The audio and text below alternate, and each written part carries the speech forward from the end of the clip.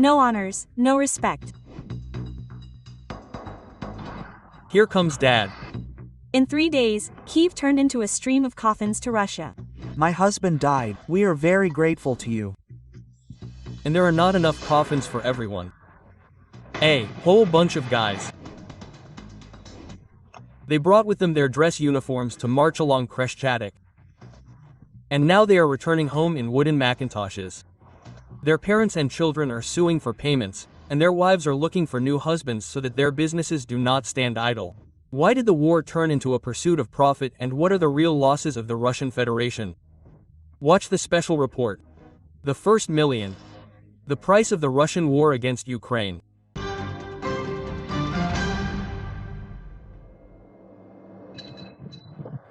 How many guys were there 7 rows a month ago? Krasnoyarsk, 4,000 kilometers from the Ukrainian border. The rows of graves are growing before our eyes. Until February 2022, an ordinary regional center of Russia, a river port, a lot of enterprises and industries. Live, work and rejoice, as they say. But, having believed in Putin's propaganda about mythical Nazis in Ukraine, bloodthirsty NATO on Russia's doorstep, and tempted by the promised millions, thousands of Krasnoyarsk residents decided to retrain as war criminals, murderers, rapists, and looters, and a little later to fill the ranks of the local cemetery. There are 6 rows across the road from the car, and that place was completely empty. This picture is already typical for all Russian regions. Fresh graves and the same dates on the crosses. Here is Tula. New graves. Here is 1924, the date of death.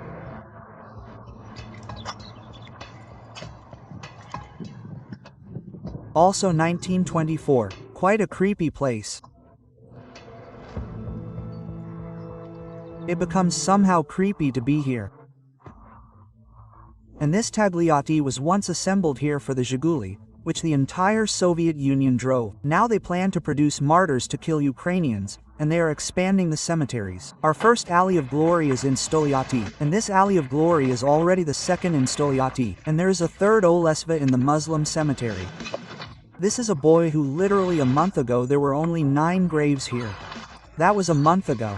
Today there are already 2 rows. Irkutsk, to accommodate all 200. They are destroying a century-old forest. On the outskirts of Irkutsk there is a burial site that is growing faster than others. Here, at the Alexandrovskoye Cemetery, they bury those killed in the war with Ukraine. In total, we have identified 216 military graves. 4 times more since our first visit a year and a half ago, although the figure may be different. Russia has killed over 1 million people in Ukraine. Dead, missing, wounded and maimed.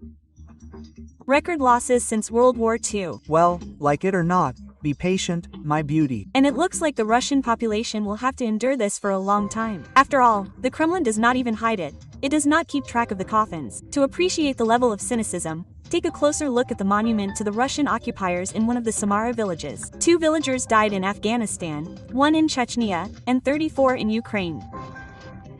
And the authors of the monument prudently left room for new names. Or 24, because there are still 4 to 5 cars driving behind.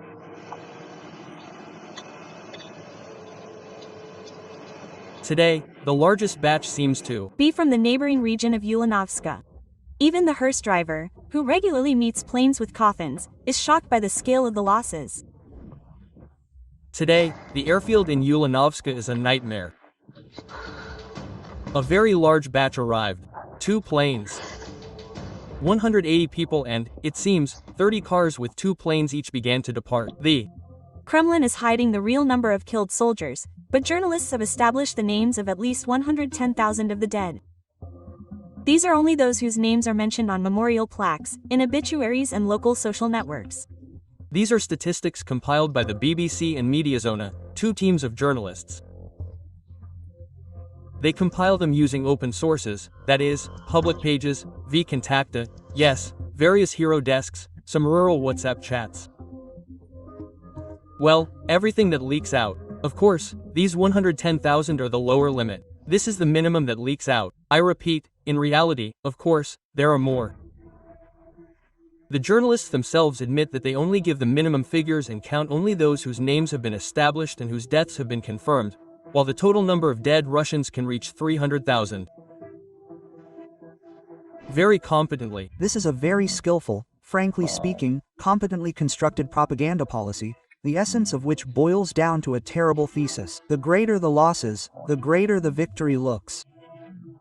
Over the past 25 years, a paradigm has been forming in Russia, in which death in war has ceased to be the worst outcome for a person.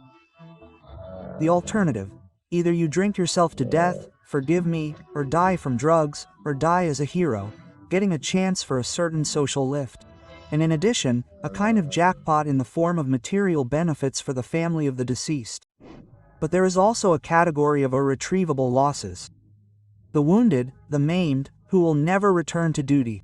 There are even more of them. A minimalist estimate, in my opinion, is to take 200,000 or so killed. That's a lot. A minimalist estimate. Plus, irretrievable losses are much higher. Irrecoverable, in all likelihood, 2 or 2 times more.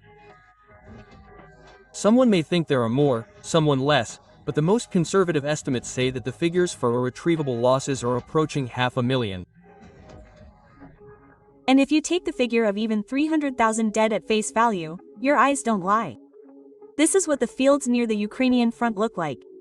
The roads are strewn with corpses of Russian soldiers, they just aren't cleaned up. And those who were lucky enough to return home in a bag or box have every chance of ending up in a spontaneous dump. Novosibirsk, the surname Sun is written. Yes, the contents of this black bag in a coffin among a pile of garbage do not need any comment. And similar finds all over Russia. Zimivka. There is a subload of 200.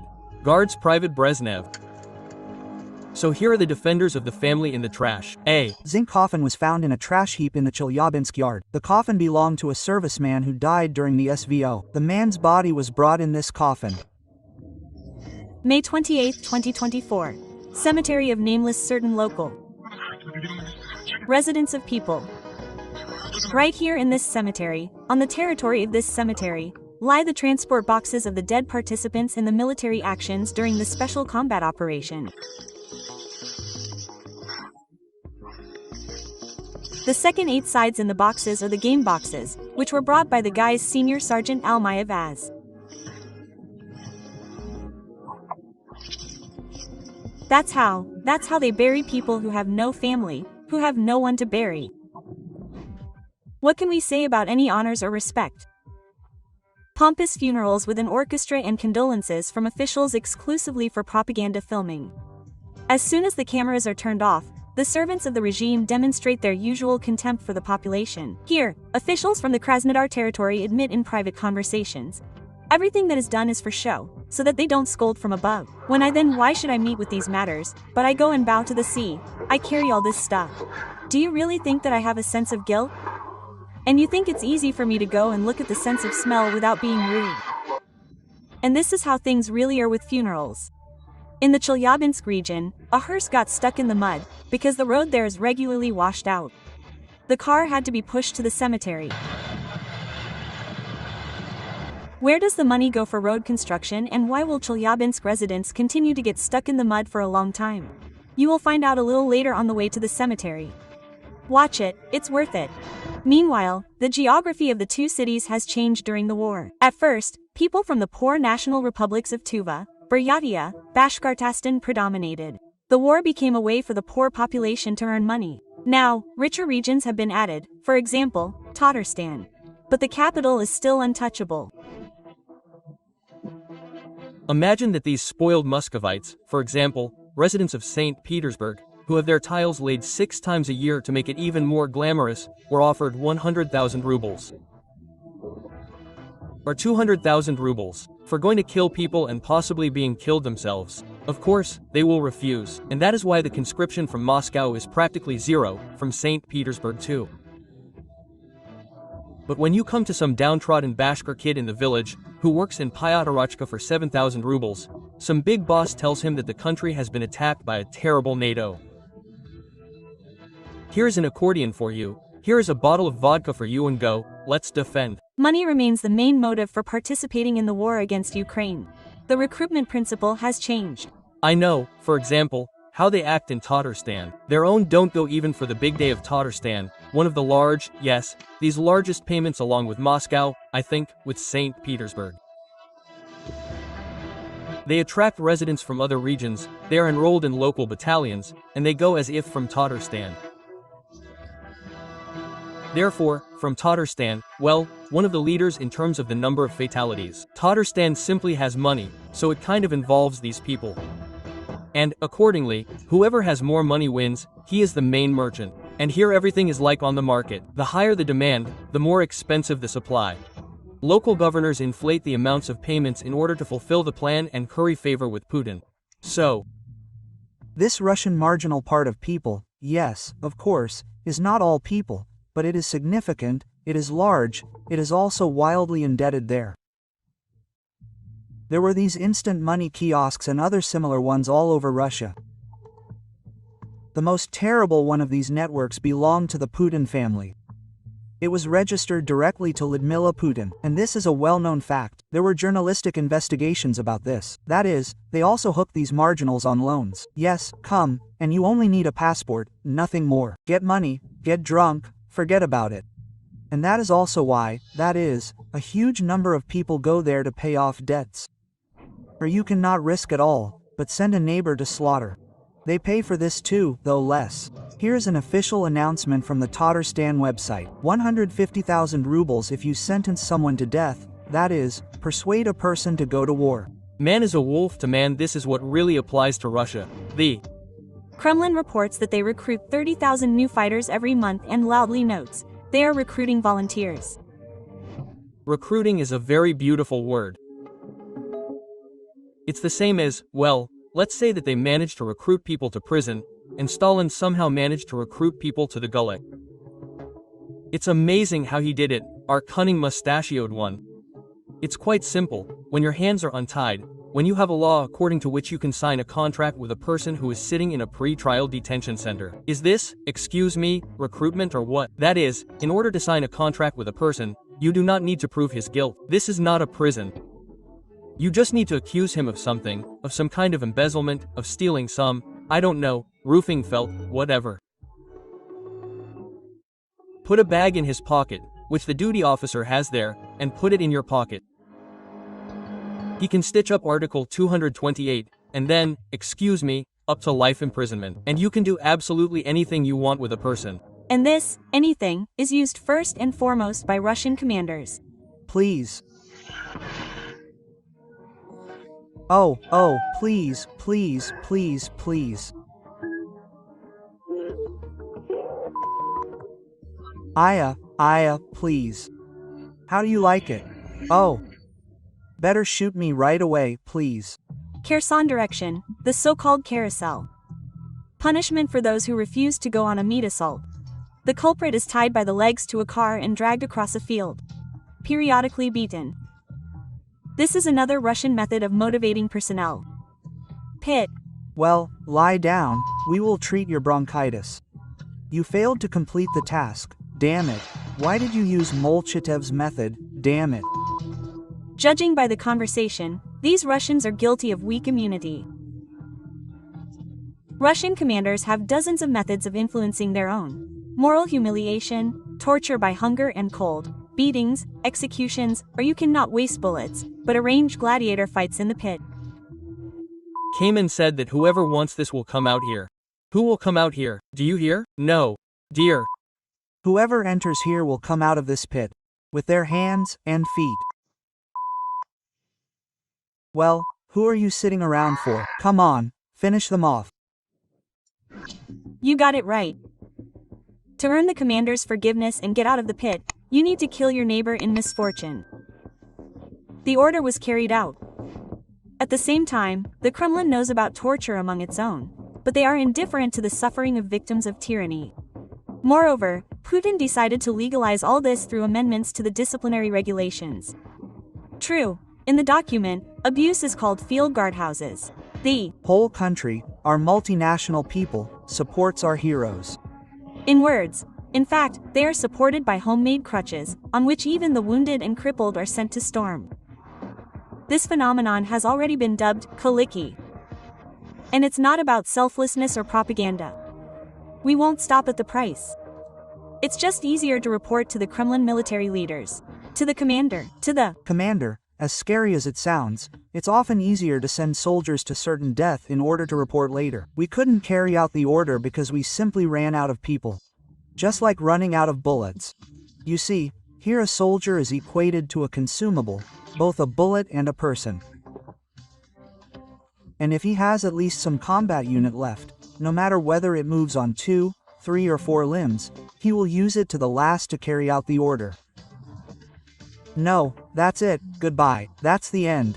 He doesn't care. And the regime is calmer this way. Feeling complete impunity, Putin's warriors practice crimes at home. There are many cases when these SS guys come back. Yes, literally the day before yesterday I read in the news somewhere near Novosibirsk some young bastard of 23 years old came back, raped a library of about 50 years and buried her alive in the forest.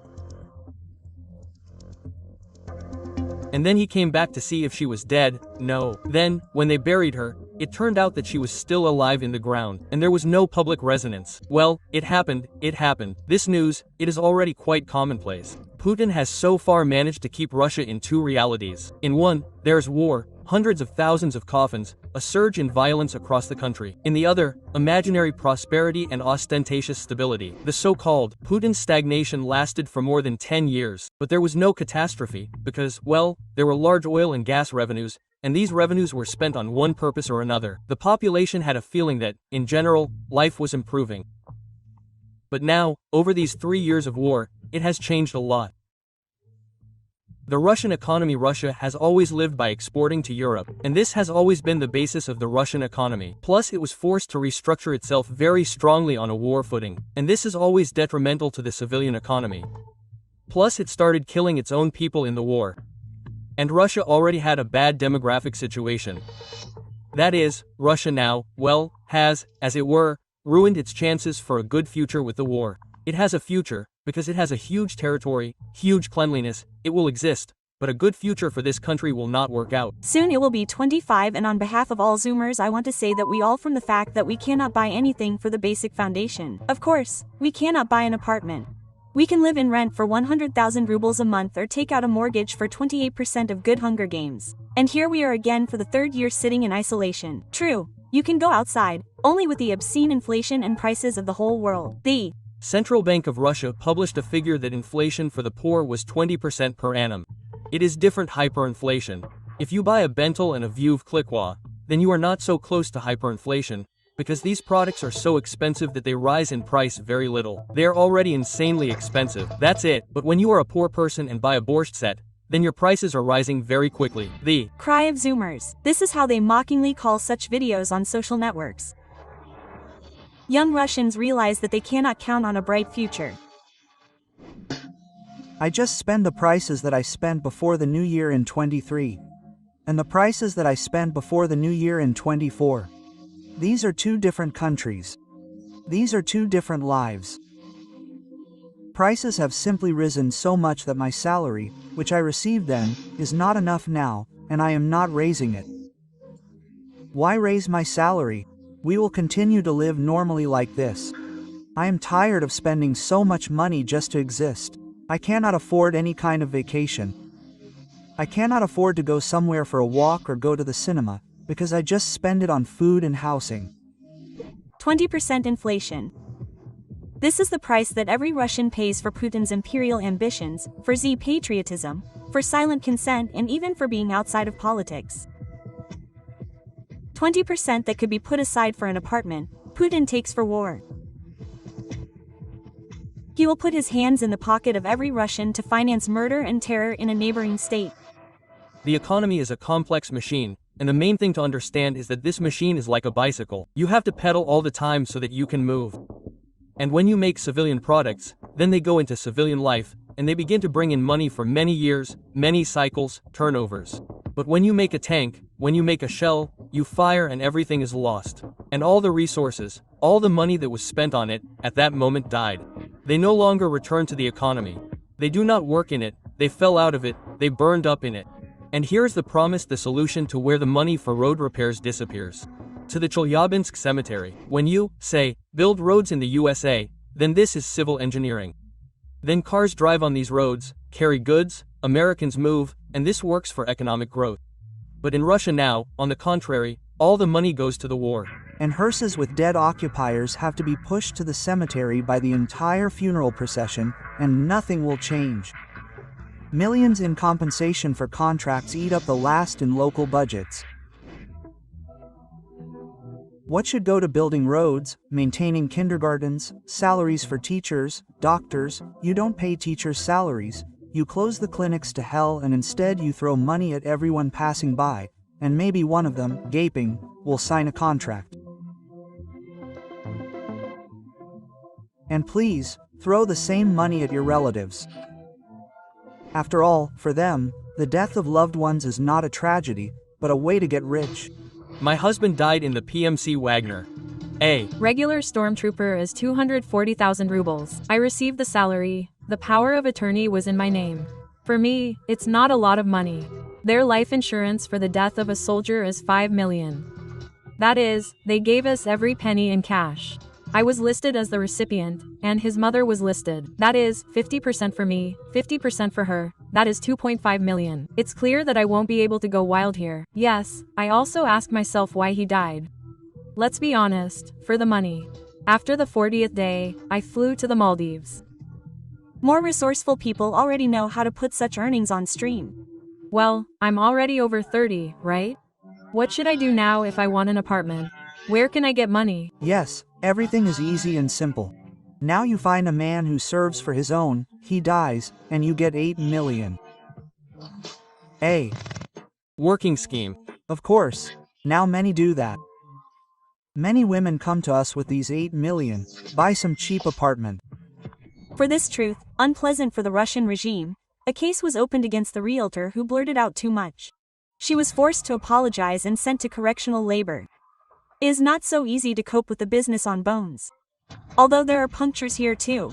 This Russian woman planned to pay for the purchase of a car with her husband's coffin money, and he, go ahead and survive. And she took the car, driven from Moscow. She bought a Nankoshke. Her husband 200, and she went and bought a car. The Kremlin media is full of news about tenacious wives who literally rob wounded husbands. True, no one sympathizes with the victims. And there, SVOshniks are not heroes. SVOshniks, there are mercenaries. There is a gap between the so-called SVOshniks, their families, and everyone else. Everyone hates them, because they are the only ones with money. Well, I mean, of course, outside of Moscow and St. Petersburg. They are the only ones with money. They are the only ones who buy apartments, they buy expensive products in stores, they behave like absolutely, having escaped from some underground situation. Or, they are even called orcs within their own country. There were even cases when these mobilized people returned with money, they were simply taxed there, some bandit groups simply took it from these people. Yes, well, and there have been problems with payments in recent months. The amounts for signing a contract are decreasing, and even the money owed has to be literally knocked out. There are problems with payments now in a number of regions. For example, Bashkortostan, which is the leader in the number of deaths, yes, as you know, they were forced to cut payments by a third during the war. Inflation, accordingly, yes, here are the new sanctions, all this is serious and imposes a certain stamp. Plus, money is depreciating, yes, yesterday 1 million is not equal to what will be tomorrow 1 million, because inflation is quite significant. And even a decrease in the interest rate and the imaginary stabilization of the exchange rate will not save from the rise in prices.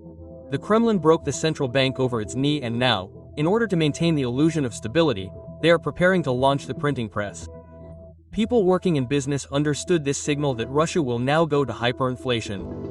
You need to have time to earn before your money depreciates. Therefore, raise prices today to quickly get money, quickly convert money, currency, take it out of the country, while there is still the slightest opportunity.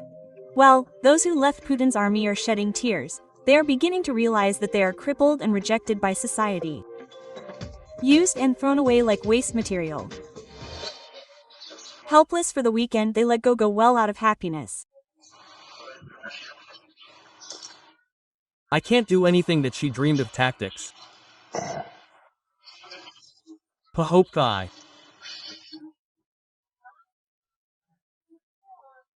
Sleep we eat, we sleep weekends, in Arzalusta here is my wallet net.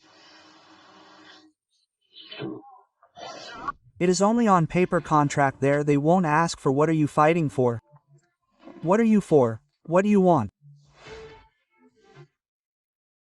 There they will simply set a task and drive you forward to kill others, displacing territories and nothing more.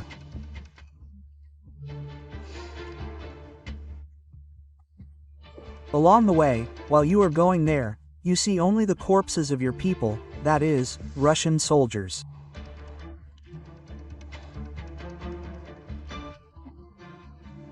They were not killed with a machine gun, they were not killed by people, they were all killed by shells.